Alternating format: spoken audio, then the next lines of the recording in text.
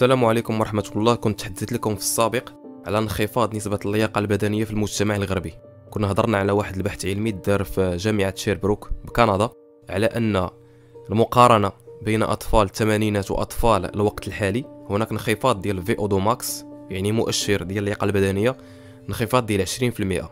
مثلا الطفل اللي كان بالسهل تلقى عنده فوق 50 ديال VO2 ماكس في الثمانينات، فحاليا تقدر تلقى عنده 40 وشي حاجه. بمعنى اخر ان الطفل الحالي بالمقارنه مع الطفل ديال الثمانينات في المجتمع الغربي كيتحمل المجهود باقل من الطفل السابق ب 30%.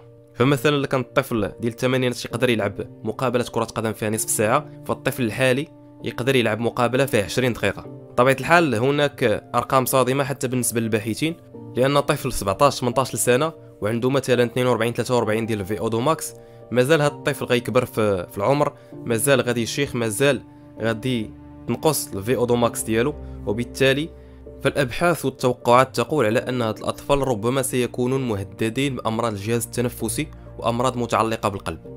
كنا تحدثنا على المعطيات المتعلقه بالدول الغربيه، وفي ديك الوقيته ما كانوش عندي الداتا ديال المغرب.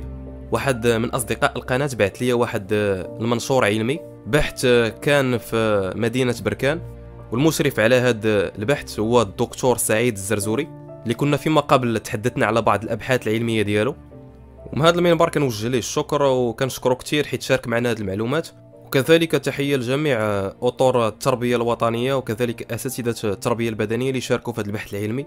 معطيات صراحه في غايه الاهميه وخصنا نعرفوها، ولذلك فنطلب منكم انكم تشاركوا هذا الفيديو مع مثلا اساتذه اخرين ديال التربيه البدنيه، مع مؤطرين، مع مدربين، مع مسؤولين ديال الجماعات المحليه في المغرب، مع اطباء، مع اساتذه، مع كل من لديه ارتباط بصحه الطفل. واحد من اهداف القناه هو تبسيط العلوم بالنسبه لعامه الناس، وكذلك اخراج ما هو بحث علمي ما هو متواجد في بعض المنشورات وبعض الكتب الى العامه حتى تفهم بعض المبادئ.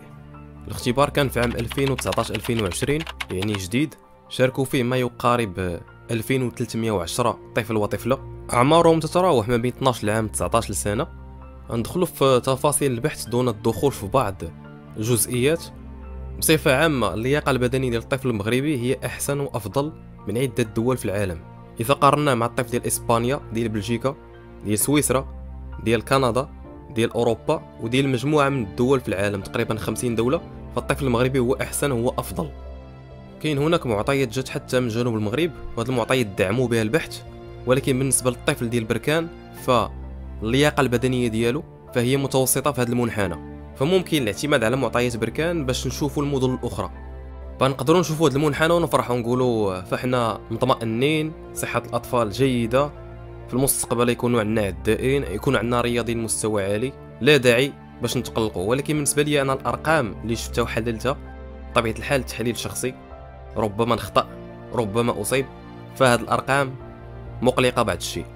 أحسن لياقة بدنية كانت عند الطفل اللي عنده 18 سنة، فيما ديال 12.21، فيما اللي متواضعة، تتعني أن هناك VO2 ماكس ما بين 43 حتى ل 46. وهنا كنتكلموا على اللياقة في أحسن حالاتها بالنسبة لهاد الاختبارات. إذا رجعنا للأبحاث الغربية سنة 1972، الطفل اللي كان عنده 7 سنوات كانت عنده VO2 ماكس ديال 48. سنة 1985 الطفل اللي كانت عنده 12 سنة كانت عنده VO2 ماكس ديال 52. إذا رجعنا للخمسينات سنة 1952 VO2 ماكس ديال الفتاة عندها 10 سنوات كانت عندها 13.8 ديال الفيما، وهو ما يعادل تقريبا 48 في VO2 ماكس. الولد اللي كانت عنده 10 سنوات في 1952 عنده ما يقارب 51.8 في VO2 ماكس، والولد اللي عنده 18 سنة سنة 1952 كانت عنده فيما ديال 16.8 ما يعادل 58 في VO2 ماكس. وكنهضروا دائما على اطفال ما عندهمش شي تدريب كبير، اطفال عاديين ماشي رياضيين من واحد المستوى اللي هو كبير ومتقدم، وعلما ان المعطيات الغربيه الحاليه هي اضعف من المعطيات ديالنا. الباحثين الكنديين كيرجعوا السبب لكثره الشاشات، لي تليفون، لي طابليت، العاب الفيديو كذلك، فالاطفال مابقاوش كيتحركوا كثير.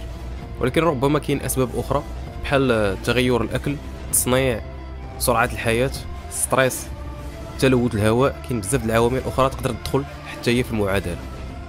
الVO2 ماكس تقدر تحسن بالتدريب، ولكن السؤال اللي غادي نطرحوه واش جميع الاطفال عندهم امكانيه ممارسه الرياضه؟ واش جميع الاطفال عندهم ملاعب قرب المنازل ديالهم؟ واش جميع الاطفال كيديروا رياضه في المدارس ديالهم؟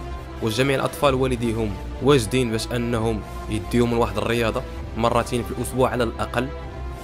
واش جميع الاطفال عندهم ظروف جيده للعيش والحياه والحركه، ام ان الاسكان والاعمار والطرقات عمروا المدن ديالنا وخنقوها وما فكروش بتاتا صحه الطفل ومستقبل البلاد؟